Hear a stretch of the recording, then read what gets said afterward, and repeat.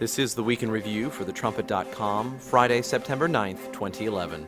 Last Friday, Turkey announced it was expelling the Israeli ambassador and suspending military and economic ties with Israel.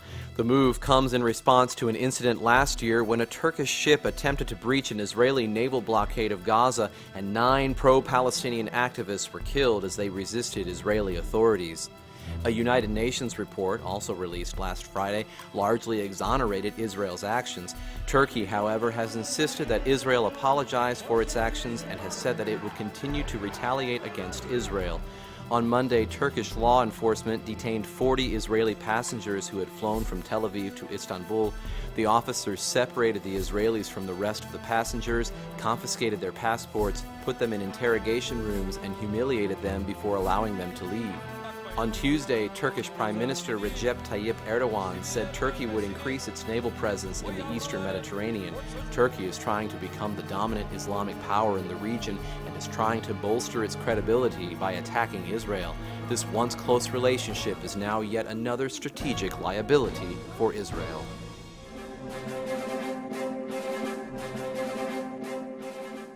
On Wednesday, Germany's Constitutional Court ruled that past Eurozone bailouts do not violate basic law in Germany. However, it also imposed conditions on future bailouts. The court said that the German Parliament's Budget Committee must now approve such dispersals of funds.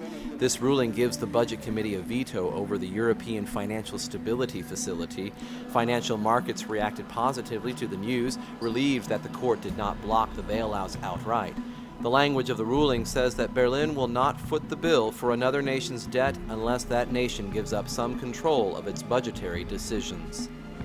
German Chancellor Angela Merkel's coalition has lost seats in state elections. Merkel's party, the Christian Democratic Union, lost an additional 5% of the vote. Her coalition partners, the Free Democrats, fell from 9.6% to 2.7%, meaning that they failed to get enough votes to have a single seat in the state parliament. All left-wing parties gained votes.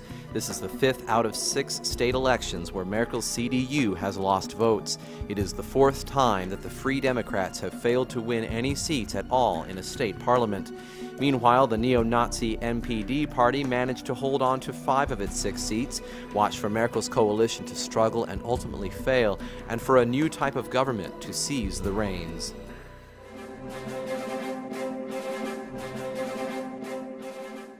Russian Prime Minister Vladimir Putin continues to demonstrate that he is the real leader of Russia. Putin put his endorsement on a recent agreement between ExxonMobil and Rosneft to harvest gas and oil from the Russian Arctic. Although neither Putin nor current President Dmitry Medvedev have officially announced whether they will run for the presidency in 2012, it appears Putin is demonstrating his involvement in all of Russia's most important matters of state. Putin, who was president from 2000 to 2008, could not run for a third presidential term, but will now be eligible for re-election. By conducting its business with Putin instead of Medvedev, ExxonMobil indicated that it believes Putin will again be the official leader of Russia. On Tuesday, natural gas began flowing directly from Russia to Germany. The Nord Stream pipeline will become fully operational within a month. As fall and winter approach, Ukraine and Russia appear to be heading toward another dispute over gas prices. However, with the Nord Stream operational, Russia can shut off the gas to Ukraine without affecting Western Europe as heavily. This means Russia will have a freer hand to pressure Ukraine to pay up. It also means that transit countries like Ukraine will have less power, and Germany and Russia will have more.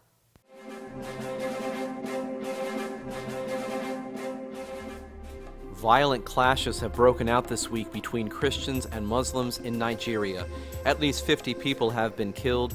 According to local authorities, 14 people were killed when Christian youths attacked Muslims who were celebrating the end of Ramadan. Meanwhile, in nearby Somalia, religious tension between Christians and Muslims continues to build toward a snapping point.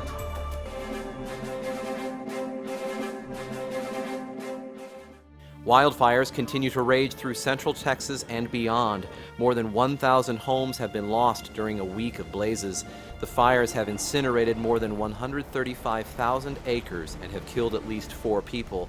As the smoke billows over Texas, the question arises, are these disasters natural or unnatural? And why are fires, floods, earthquakes, hurricanes, and other such events increasing? Britain is being bypassed as European leaders try to create a unified European military headquarters.